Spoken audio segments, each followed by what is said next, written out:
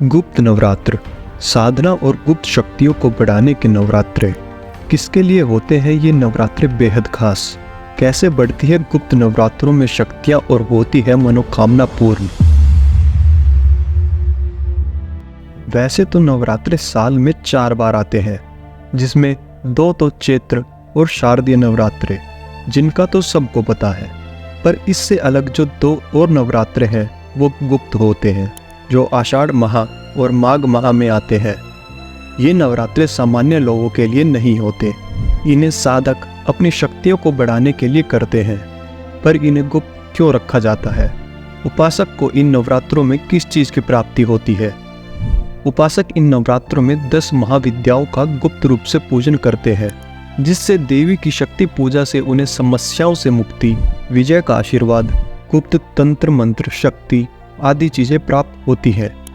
गुप्त नवरात्र बहुत कठिन होते हैं, इसलिए उपासक अपने गुरु के सामने उनके मार्गदर्शन द्वारा गुप्त रूप से सभी अनुष्ठानों को करता है।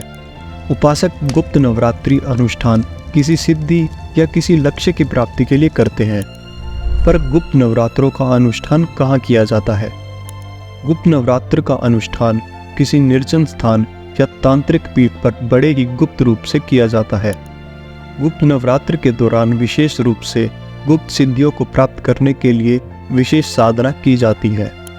गुप्त नवरात्रि में आदि शक्ति की 10 महाविद्याओं में से विशेषता माँ काली की पूजा ज़्यादा की जाती है, जिसमें पूजा, मंत्र, पाठ, प्रसाद, यंत्र और कवच सभी चीज़ों को जितना गोपनीय रखा जाता है, फल उतना ही बेहतर प्राप्त होता है।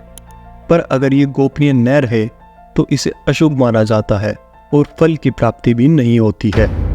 महाविद्याओं की महत्वपूर्णता। गुप्त नवरात्रि में 10 महाविद्याओं के पूजन को महत्व दिया जाता है, जो देवी महाकाली के आक्रामक और सूक्ष्म रूपों से उत्पन्न होती है। प्रत्येक महाविद्या अलग अलग रूप धारण करके अपने उपासक की सभी समस्याओं का समाधान करने में सक्षम है। जैसे देवी काली, इन्हें महाविद्याओं में से एक माना जाता है।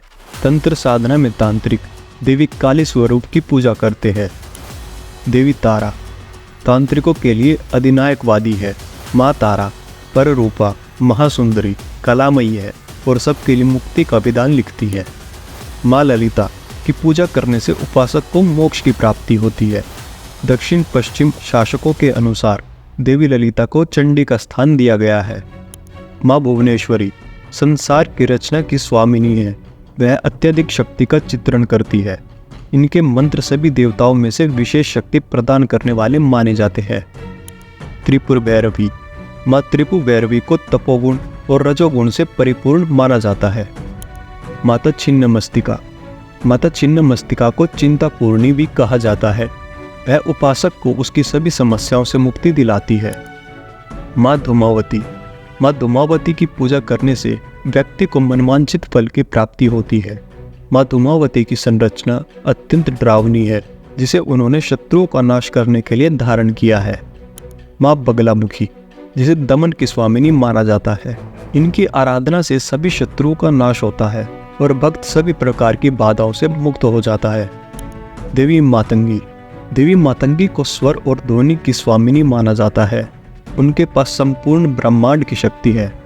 वह अपने भक्तों को मनवांछित फल देती है। माँ कमला को खुशहाली का प्रतीक माना जाता है। इन्हें धन की देवी माना जाता है। जो लोग भौतिक सुख चाहते हैं उन्हें माता कमला की पूजा करनी चाहिए। ये था गुप्त नवरात्रों का महत्व, कि कैसे साधक लोग अपनी सिद्धियों के लिए गुप्त नवरात्रि का अनुष्ठान करते हैं। पर क्या आप भी तंत्र साधना में विश्वास करते हैं?